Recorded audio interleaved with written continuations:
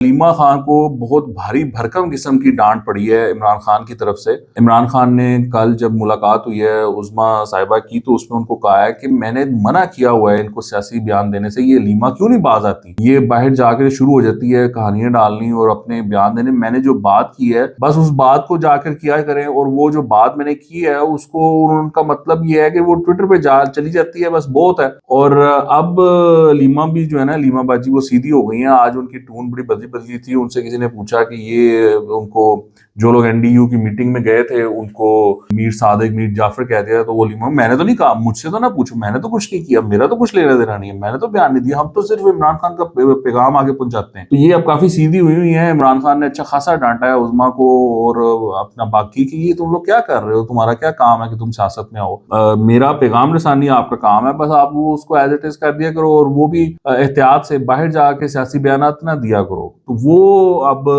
Lima Khan की भी जो है ना वो काफी तबीयत इसमें मैंने चेंज देखी है।